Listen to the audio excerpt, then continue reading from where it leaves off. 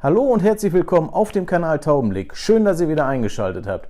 Heute geht es weiterhin in der kleinen Serie um den DJI Pocket mit dem 5. Teil, nämlich wie ich den DJI Pocket mit dem Handy und der Mimo-App steuere.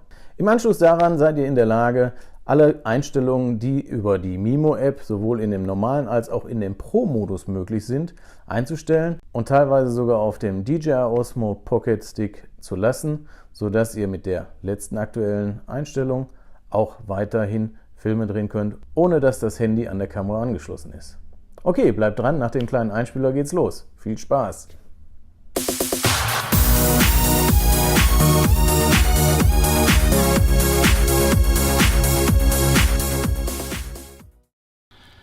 So, nachdem ich euch letzte Mal, wie eingangs erwähnt, schon erzählt habe, wie man den DJI Osmo Pocket ohne dem Handy und ohne die Mimo-App bedient, möchte ich euch jetzt natürlich auch einmal die Mimo-App. Zwischenzeitlich, darf man auch sagen, kam ein neues Update raus, was auch bei der Handhabung des Touchscreen noch etwas mehr Erweiterung möglich macht.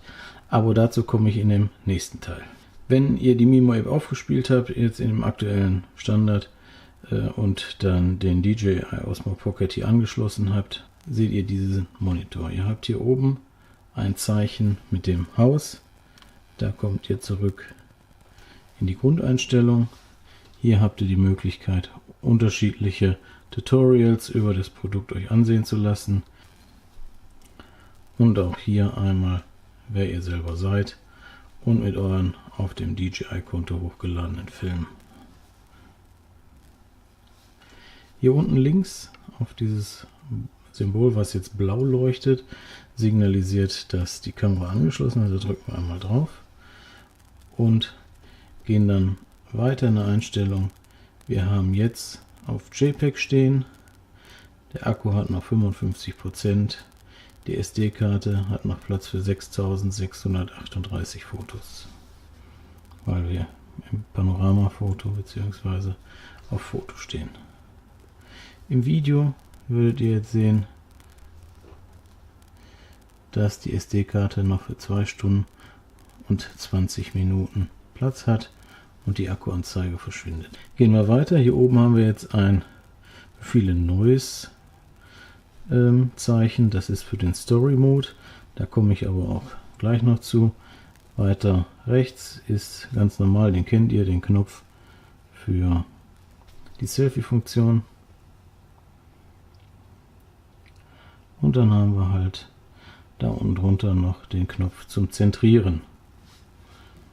Ja, hier haben wir den Auslöseknopf, hier unten den Knopf, um sich anzeigen zu lassen, welche Aufnahmen ich mittlerweile schon drauf habe. Unterteilt in alle, in Foto, Video oder die ich geliked habe, um die schneller zu finden. Oben links geht es dann wieder zurück.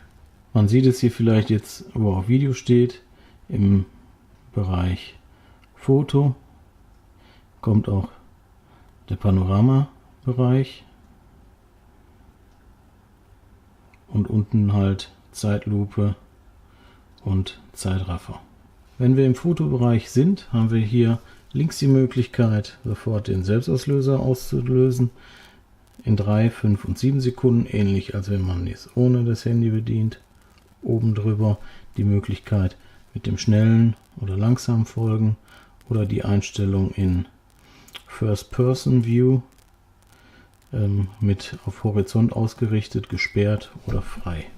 Ich werde jetzt nicht jedes Mal immer wieder neu die Sachen erklären. Ich habe es ja schon sehr intensiv bei dem Film vorher erklärt. Kommen wir einmal hier unten im Fotobereich an. Da unterscheiden wir uns in einem einfachen und in einem Pro-Modus. Im einfachen Modus habe ich die Möglichkeit, das Seitenverhältnis frei zu wählen des Fotos. Ich kann eine Flimmeranpassung an künstlichem Licht machen, den Weichzeicheneffekt, den Glamour-Effekt auch in unterschiedlichen Stufen zur Anwendung bringen. Ich habe hier, man sieht es im Hintergrund, Gitterlinien. Ich kann auch Gitterlinien und eine Diagonale einfügen oder halt auch ganz ausmachen. Ich persönlich arbeite gerne mit Gitterlinien, weil ich so die 1/3, 2/3 Regelung für die Aufteilung des Bildes immer ganz hilfreich finde. Ja, unten drunter haben wir jetzt in dem einfachen Modus noch eine Überlichtungsanzeigung. Man sieht es vielleicht hier auf dem Bildschirm. Der helle Bereich ist zu hell, zu ausgebrannt. Das zeigt er mir halt mit diesem Zebramuster an. Und dann habe ich hier unten noch die Möglichkeit, mit einem kontinuierlichen Fokus oder einem einmalig eingestellten Fokus zu arbeiten. Auch ich habe ihn in der Regel auf kontinuierlich. Wenn ich ein bewegtes Objekt fotografiere, wird kontinuierlich die Schärfe nachgezogen. Ja, im Pro-Modus verändert sich es wie folgendermaßen. Ich habe die Möglichkeit zwischen dem RAW bzw. dem JPEG-Foto oder einem JPEG und einem RAW-Foto mir das aussuchen zu lassen. Da ist auch wieder das Seitenverhältnis. Dann kommt neu dazu der Weißabgleich, den ich unterschiedlichen Bedingungen anpassen kann, bis hin zu Benutzer definiert, um die Kelvinzahl selbst einzustellen. Unten haben wir auch sonst wieder wie vorher auch die Herzanzahl. Neu kommt jetzt ein sogenanntes Belichtungshistogramm, was in Form einer Kurve, ich ziehe es mal in das Bild rein, in Form einer Kurve die Belichtung zwischen hell und dunkel anzeigt, um ein ausgewogenes Verhältnis eben darzustellen.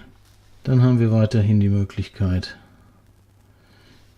visuelle Joysticks für die Kameraführung einzustellen oder eine Gimbal-Kalibrierung. Auch das will ich kurz einmal zeigen. Visuelle Joysticks kombinieren heißt, wenn ich es ausschalte, werdet ihr feststellen, dass ich jetzt hier links einmal einen Joystick habe, mit dem ich nur rechts und links die Kamera bewegen kann, und habe hier rechts einen nur für die Hoch- und Runterbewegung.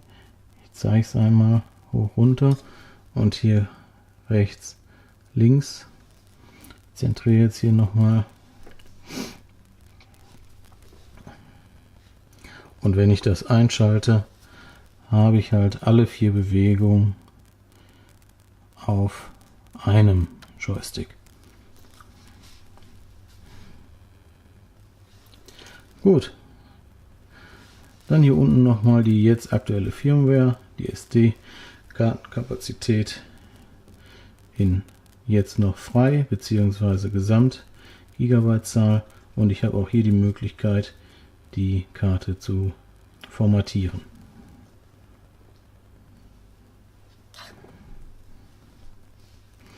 Schalten wir einmal um in den Videobereich und gucken uns hier die Einstellmöglichkeiten an. Wir haben in dem Pro-Modus die Auswahl zwischen dem Dateiformat MOV oder MP4. Auch hier der Weißabgleich wieder automatisch eben auch wie eben auch. Ansonsten hier kein Unterschied zu den weiteren Einstellmöglichkeiten. Ebenso wenig bei Joystick und Gimbal als auch bei den Sachen. Was hier allerdings noch dazu kommt, wir haben jetzt hier die Möglichkeit, die Bildqualität einzustellen. Einmal in 4K oder Full HD und dann mit der entsprechenden Framezahl. Und unten dann nochmal die Möglichkeit, auch die Einstellung der Qualität in Fein oder Hoch und Superfein einzustellen.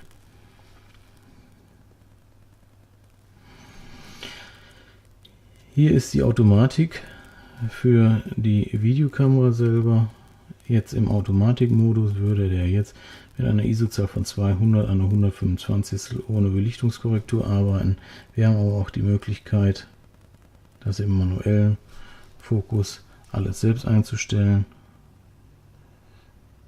dass wir entsprechend die Belichtung hochdrehen und auch Belichtungskorrekturen hier vornehmen. Kann ganz wertvoll sein, wenn man die Shutterregel einhalten möchte. Dann wird man allerdings nicht drum herum kommen, dass man entsprechende ND-Filter auch sich anschafft.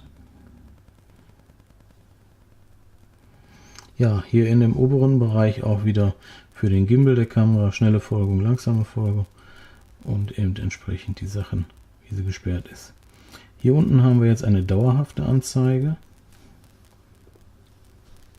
dass wir jetzt mit einer 125.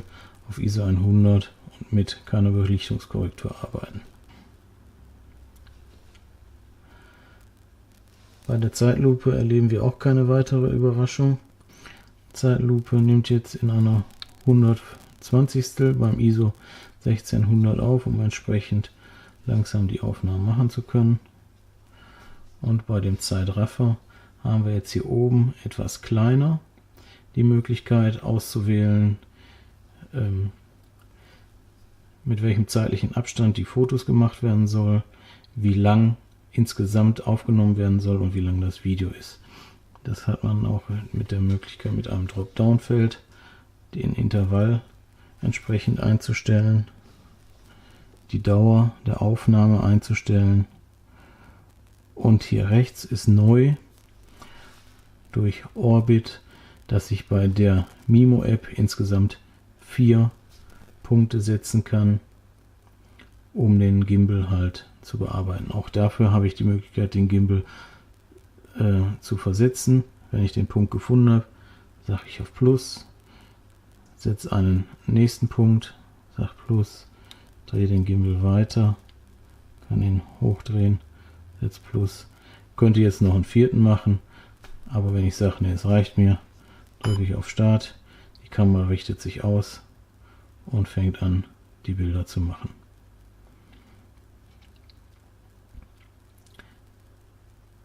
Gut. Das will ich jetzt einmal unterbrechen, zentriere den nochmal neu. Ja, so sind die Handhabung bei der Mimo-App in dem Bereich. Was jetzt für viele neu dazugekommen ist, das Story Mode. Durch Drücken hier oben auf dieses neue Zeichen komme ich in den Story Mode. Hier habe ich dann die Möglichkeit, mir unter einer Vorauswahl an unterschiedlichen Bewegungsabläufen etwas Passendes auszusuchen. Ist jeweils mit Musik hinterlegt und ich kann entsprechend dann eins anklicken, sage auf Start. Dann wird er mir jetzt anzeigen, dass ich dieses hier unten aus einer Filmszene von 4,6 Sekunden und 4,9 Sekunden zusammensetzt.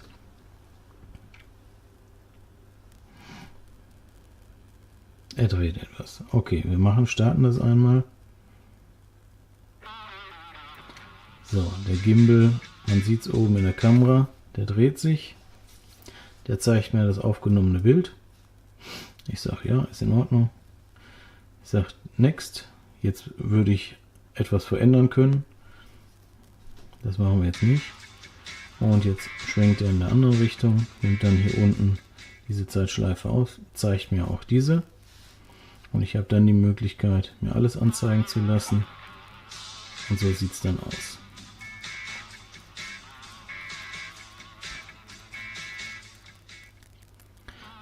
Wenn mir das gefällt, kann ich auf Speichern drücken und er speichert das.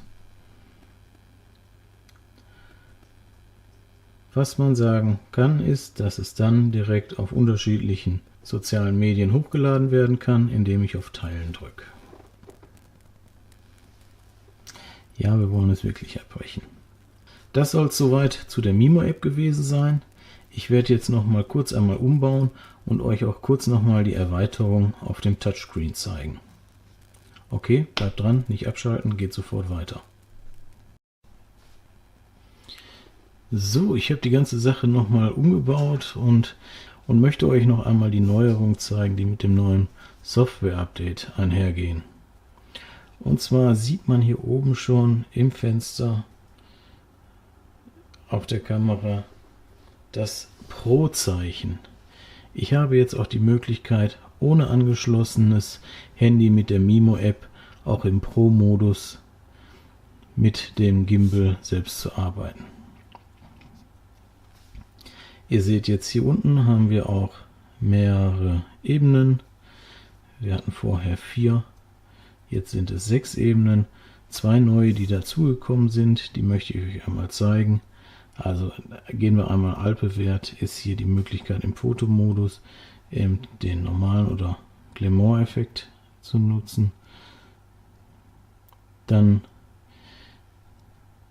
hier weiter hat sich nichts verändert. Auch hier habe ich nach wie vor noch die Möglichkeit einzustellen und Übersicht zu haben. Ich habe hier rechts nach wie vor noch die Möglichkeit, das Foto zwischen dem vollen Screen und dem 16:9 Screen anzupassen. Was neu ist, ich habe hier jetzt die Möglichkeit, den Autofokus auf kontinuierlich oder einmalig scharf zu stellen und hier eben die Pro-Version ein- und ausschalten zu können. Wenn ich sie einschalte, fragt er nach, und eins mit der deutlichsten Sachen ist im Bereich von Video, wo man jetzt hier, man sieht es schon, mit 24 beginnt, deutlich mehr Einstellmöglichkeiten hat. 24, 25, 30, 48 und 50 und 60 Frames per Second, sowohl in Full HD als auch in 4K einzustellen. Damit kommt die DJI vielen Forderungen der User nach, dass man jetzt deutlich mehr Einstellungsmöglichkeiten auch ohne das Handy mit der Kamera vornehmen kann, indem man sie einfach nur dabei hat. Okay, das soll es soweit gewesen sein im 5. Teil über die Nutzung des DJI Osmo Pocket mit dem Smartphone über die Mimo-App. Wenn ich euch mit diesem Video etwas weiterhelfen konnte, würde ich mich freuen, wenn ihr den Kanal hier abonniert, denn dann verpasst ihr auch keine weitere Folge in dem Bereich, in der kleinen Serie mit dem DJI Osmo Pocket. Also, abonnieren klicken und dranbleiben. Okay, das war's dann soweit in diesem Teil und wir sehen uns wieder. Bis dahin, macht's gut und alles Liebe. Ciao!